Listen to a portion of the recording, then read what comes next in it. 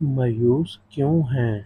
آپ نے کسی انسان سے تھوڑی مانگا ہے، آپ نے تو اللہ سے مانگا ہے جو ناممکن کو ممکن کر دینے پر قادر ہے۔ اور جب آپ کو لگے کہ اللہ کی مدد، اللہ کا جواب نہیں آ رہا تو اپنے صبر کو مضبوطی سے تھام لینا، کیونکہ آزمائش جہاں برداشت سے زیادہ ہو جاتی ہے وہیں سے کوئی نہ کوئی معجزہ ہو جاتا ہے۔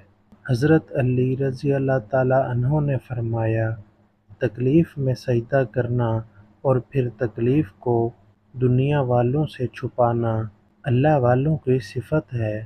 چیزیں خراب ہوتی ہیں پہلے سے زیادہ بہتر ہونے کے لیے، ان آزمائش کے بعد اللہ کا معجزہ ہے تمہارے لیے۔ اللہ کی رضا کے سامنے دنیا کی نہیں چلتی، جب وہ کہے گا ہو جا بے شک ہو جائے گا۔ جینے کی آس تو نہیں لیکن تمہارے دل میں زندگی کی اڑان سمانے والا صرف اللہ ہے۔ تمہارا جو حال ہے اس سے واقف صرف اللہ ہے۔ اور کیا خبر یہ بس تکلیف کی آخری رات ہو، کیا خبر کہ اس کے بعد اس رب کے کرم کی برسات ہو۔ اللہ بے خبر نہیں ہے، وہ واقف ہے تمہارے صبر سے۔ نماز اگر محبت ہے تو تہجد اللہ سے عشق کا احساس ہے۔ اللہ تمہیں نماز والی محبت اور تہجد والا عشق نصیب فرمائے۔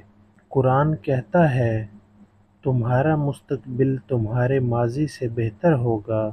قرآن پاک بار بار کہتا ہے نا امید نہ ہو، کمزور نہ پڑو، غمگین نہ ہو، بے شک اللہ ہر چیز پر قادر ہے۔ سجدوں میں گرنے سے پہلے ان لوگوں کو گلے لگائیں جو آپ کی وجہ سے اذیت میں مبتلا ہیں، دل آزاریاں معاف نہیں ہوتی۔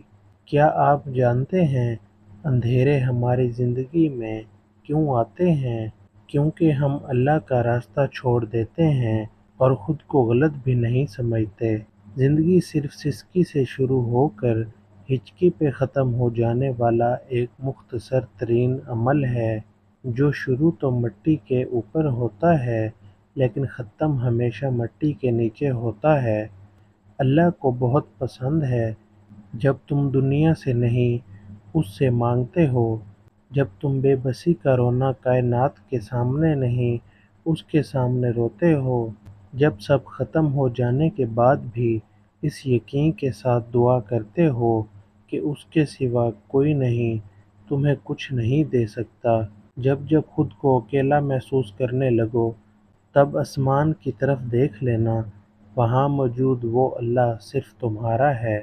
ہمیشہ یہ دعا کیا کریں، کوئی چیز ہو یا نہ ہو، کوئی انسان ہو یا نہ ہو، اللہ آپ کے دل میں کسی وجہ کے بغیر سکون ڈالے، کسی کے ہونے یا نہ ہونے کے باوجود آپ کا دل مطمئن ہو، آپ کی خوشی کسی چیز سے وابستہ نہ ہو، کیونکہ یہی اصل سکون ہے۔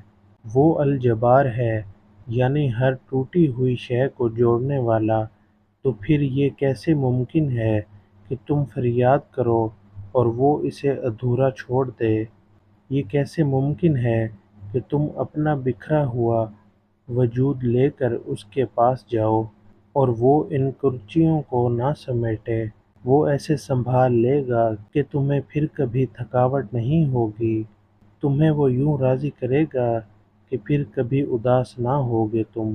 وہ تمہاری روتی ہوئی آنکھوں کو یوں ٹھنڈا کر دے گا جیسے اس نے یعقوب کی آنکھوں کو ٹھنڈا کر دیا تھا۔